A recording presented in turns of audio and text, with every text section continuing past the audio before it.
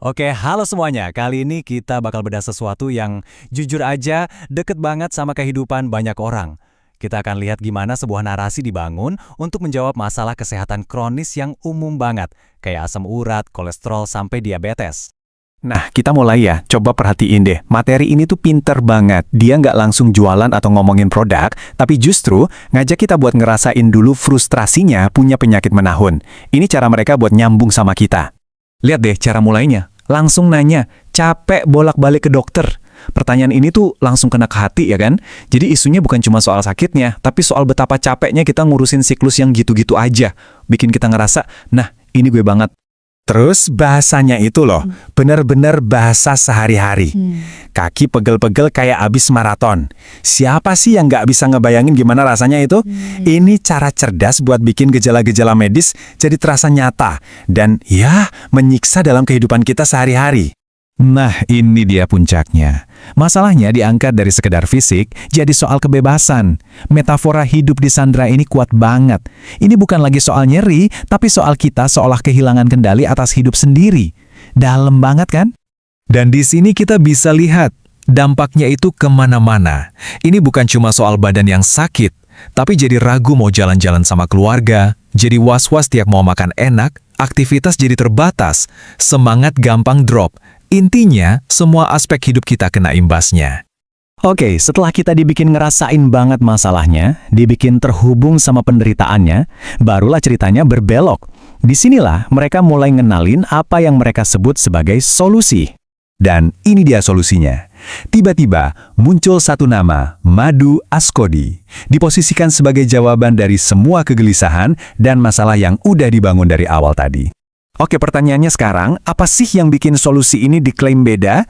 Kenapa kita harus melirik ini? Nah, menurut sumbernya, ada dua hal utama yang jadi andalan mereka, teknologi dan sinergi bahan-bahan alaminya. Pertama, ada yang namanya teknologi postbiotik. Gampangnya, mereka klaim ini bukan obat yang cuma ngilangin gejala sementara, tapi langsung nyerang ke akar masalahnya. Jadi harapannya hasilnya bisa cepat dan efektif. Fokusnya ada di hasil akhir itu. Kekuatan kedua, katanya, ada di gabungan 8 bahan herbal ini. Coba lihat daftarnya. Ada madu, kumis kucing, sambiloto, kelor, nama-nama yang mungkin udah sering kita dengar ya. Masing-masing disebutin punya manfaat spesifik.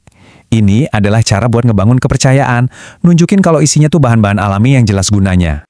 Oke, kita udah lihat masalahnya, udah lihat juga solusi yang ditawarkan. Sekarang, bagian terakhir. Mereka ngajak kita buat ngebayangin, gimana sih rasanya hidup kalau semua masalah tadi itu akhirnya beres? Nah, ini cara klasik tapi efektif banget. Perbandingan dulu sama sekarang. Di satu sisi ada nyeri, khawatir, lemes. Di sisi lain ada janji buat bisa bebas gerak, makan dengan tenang, dan punya energi yang melimpah. Kontras ini yang bikin transformasinya jadi kelihatan menggiurkan banget. Manfaat pertama yang dijanjikan. Bilang selama tinggal sama asam urat. Coba bayangin, bisa bergerak bebas lagi, aktif lagi, tanpa takut nyeri sendi datang tiba-tiba. Itu kan sebuah kebebasan yang luar biasa ya. Yang kedua, soal kolesterol. Ini bukan cuma soal angka di hasil lab, tapi lebih ke soal ketenangan batin. Bisa nikmatin makanan favorit bareng keluarga tanpa dihantui rasa bersalah. Wah, itu rasanya lega banget pastinya. Dan yang ketiga, soal diabetes. Yang ditawarin di sini bukan cuma gula darah yang terkontrol, tapi efek lanjutannya, energi yang stabil. Gak gampang lemas, gak gampang ngantuk, jadi bisa lebih fokus dan produktif. Singkatnya, hidup jadi lebih hidup. Jadi, kalau kita tarik benang merahnya, semua janji-janji tadi itu intinya cuma satu. Dapetin lagi hidup kita seutuhnya, merasa bebas. Bebas dari belenggu rasa sakit, bebas dari belenggu kekhawatiran, benar-benar kembali jadi pemilik tubuh dan hidup kita sendiri. Nah, itulah tadi bedah singkat kita soal narasi ini. Mulai dari membangun masalah, sampai menjanjikan kebebasan. Ini bikin kita jadi mikir ya, gimana perpaduan antara ramuan tradisional sama klaim teknologi modern ini akan membentuk cara kita melihat kesehatan ke depannya. Sebuah pertanyaan menarik buat kita renungkan. Terima kasih sudah menyimak.